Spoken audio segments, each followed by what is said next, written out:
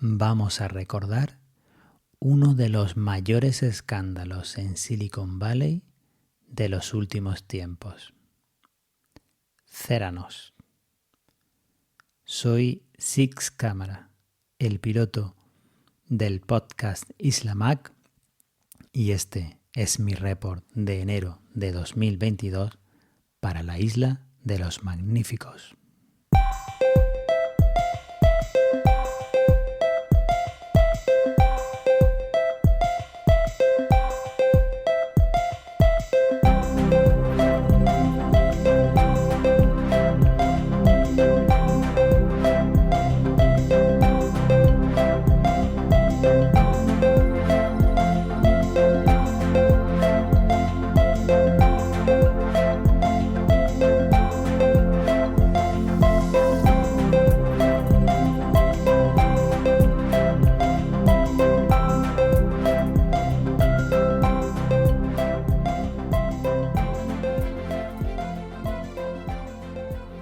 Como otros muchos emprendedores en Estados Unidos, Elizabeth Holmes abandonó sus estudios de química en la Universidad de Stanford para crear con 19 años su propia empresa, Theranos.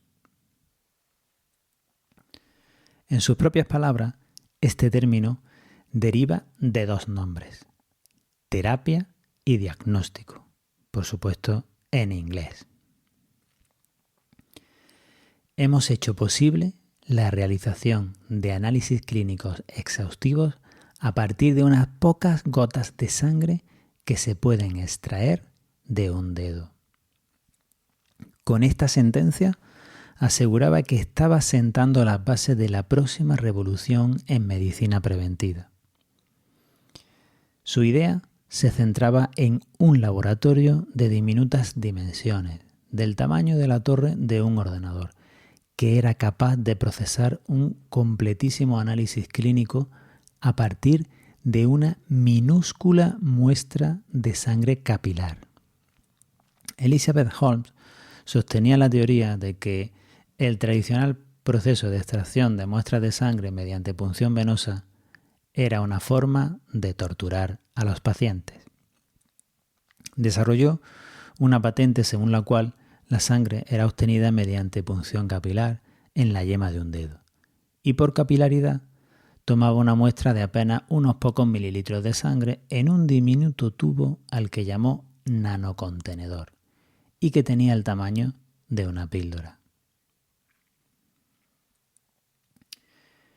Creció en una familia de influencia en Estados Unidos y tuvo relación con muchas personas que ocuparon cargos de responsabilidad en la vida política y social del país. Aprovechó estos lazos para desplegar su carisma, sus grandes capacidades de persuasión y de convicción en favor de su proyecto emprendedor. Trasladaba una imagen atractiva y se vistió de un aura de snobismo, imitando en muchos aspectos a los grandes gurús de Silicon Valley. Siempre vestía de negro, con el mismo modelo, y presumía de ello justificando que no podía perder tiempo en escoger su ropa cada día. ¿Os suena de algo? Recaudó $400 millones convenciendo a inversores privados, entre los que se encontraban exingenieros de Apple, fundadores de Oracle, el primer inversor de Tesla, generales, consejeros y secretarios de Estado, entre otros. Lo más curioso es que logró todo esto sin mostrar ni una sola auditoría. Por alguna razón, los inversores confiaban en ella y asumieron su discurso sin cuestionarlo. Theranos llegó a estar valorada en más de $9.000 millones y llegó a tener 800 empleados en nómina.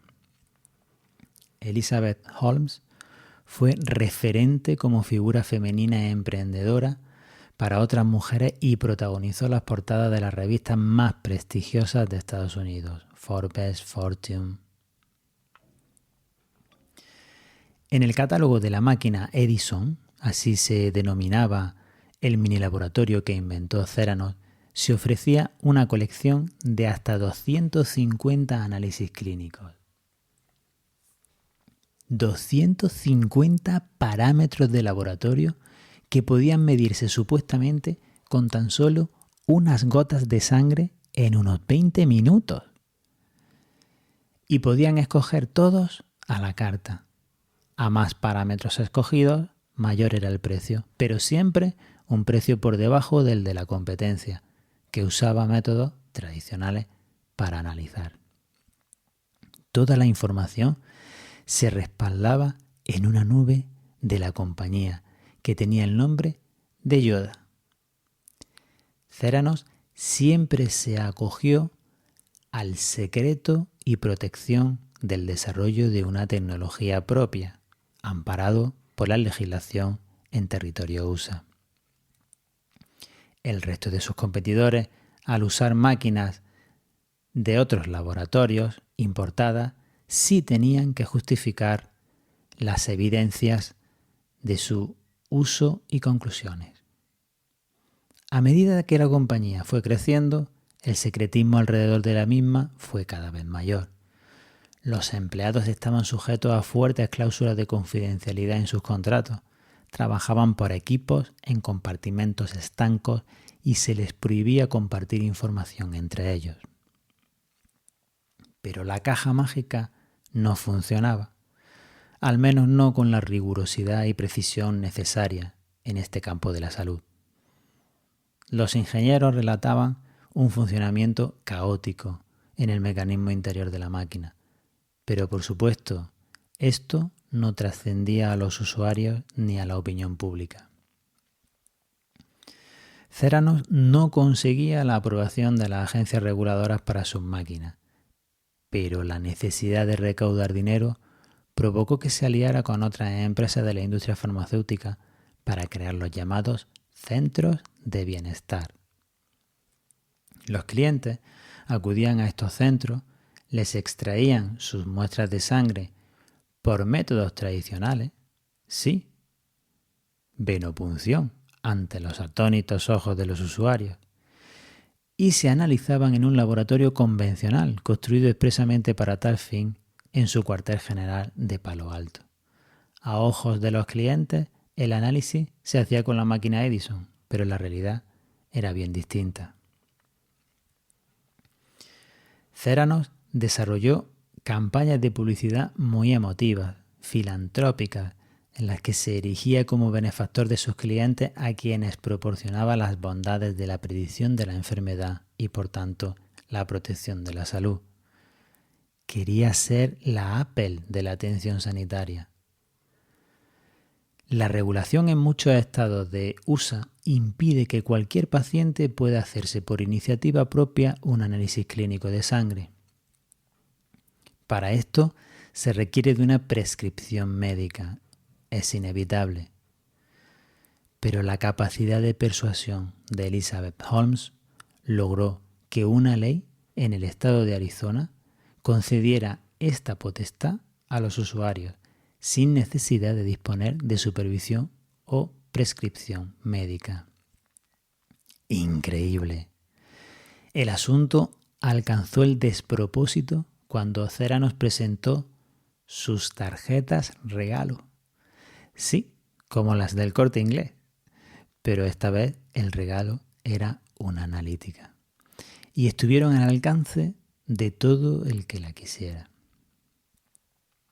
La comunidad médica cuestionó esta manera de proceder y daba poca credibilidad a los resultados obtenidos con la máquina de Theranos, especialmente cuando empezaron a comprobar los resultados de las muestras procesadas en otros laboratorios. Una analítica por sí sola no sirve para mucho, requiere de la interpretación de un clínico. Pero tuvo que ser, una vez más, la prensa quien destaparía toda la trama. Fue la inquietud de un redactor, John Carreyrou, del Wall Street Journal, y su habilidad para localizar fuentes anónimas de extrabajadores y así obtener información detallada de primera mano. Con todo, además, contrastó la información haciéndose pasar él mismo por paciente usuario. Al mismo tiempo, algunos ex empleados informaron de las irregularidades a las agencias reguladoras. La máquina Edison en realidad apenas procesaba unos pocos parámetros analíticos y sus resultados eran poco fiables. Los pacientes se sorprendían al comprobar que tenían que extraerle la sangre con punción venosa tradicional. Lo que no sabían es que además el proceso se hacía prácticamente al completo en máquinas analíticas tradicionales. En 2015, la FDA autorizó por primera vez la validación de un análisis realizado exclusivamente con una máquina Edison de Ceranos. En concreto, se trataba de la detección del virus del herpes simple. Nada más. Una pírrica evidencia de un dispositivo que prometía mucho más, hasta 250 parámetros, y que además llegó demasiado tarde. El 15 de octubre de 2015, el Wall Street Journal publicó un devastador artículo de investigación, desmontando el castillo de naipes de Ceranos y poniendo en evidencia que se trataba todo de un artificio ideado por Elizabeth Holmes. El artículo inauguró una serie que resultó ser devastadora. Las agencias reguladoras prohibieron la comercialización de los productos de Ceranos y la compañía se disolvió en 2018. En los primeros días de enero de este año 2022, un tribunal popular declaró culpable a Elizabeth Holmes por un delito de fraude a los inversores, no así a los pacientes. Se puso fin así a un escandaloso fraude alimentado por la filosofía de Silicon Valley. Finge hasta que lo logre. Y sin embargo, cuando ves el rostro de Elizabeth Holmes, es imposible evitar pensar que ella siempre creyó que podría lograrlo. ¿Y no es eso lo que pensaron todos? Steve Jobs, Bill Gates, Elon Musk, Jeff Bezos. ¿No se encontraron ellos el mismo mensaje? ¿Es imposible? ¿No consiste en eso la innovación? En creer que es posible algo que los demás creen que es imposible. Six Cámara, para la isla de los magníficos, fin de report.